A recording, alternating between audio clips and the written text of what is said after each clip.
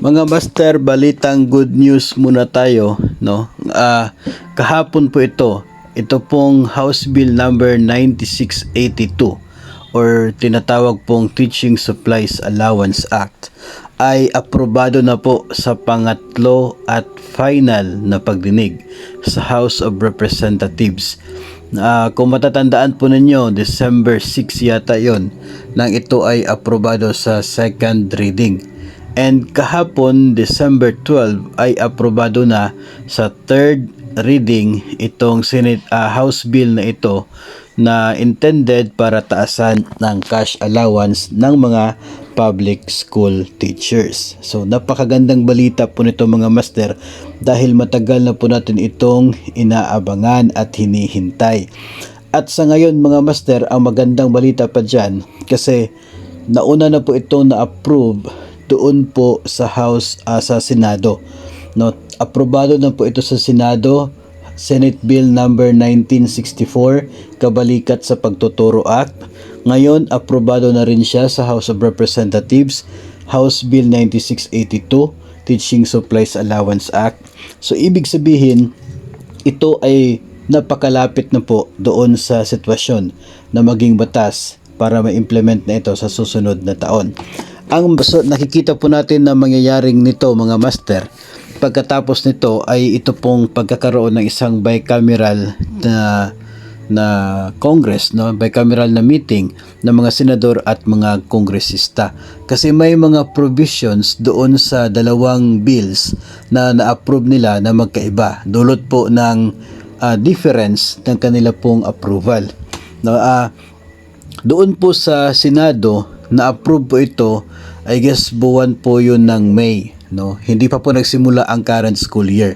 Kaya doon po sa kanila, yung 7,500 na cash allowance ay supposedly magsisimula na ngayong school year na ito.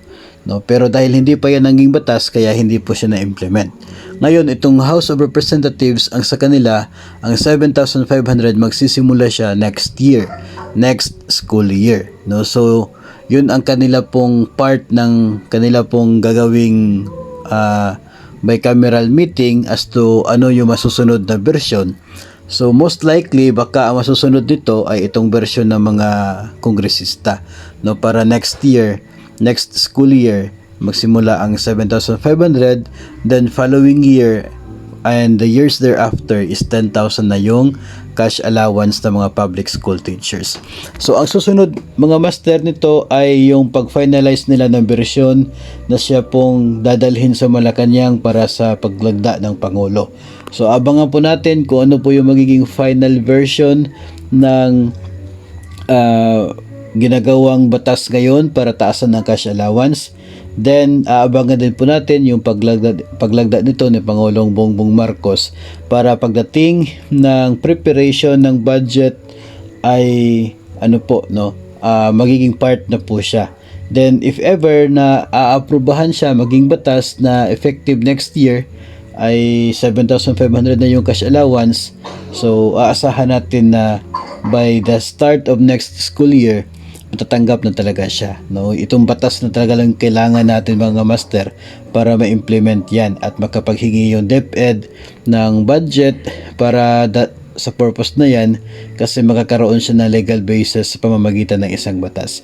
And sana po ay hindi ito maveto, sana po ay lalagdaan talaga ni Pangulong Bongbong Marcos, kasi ito naman po ay para sa benepisyo ng mga public school teachers ng bansa.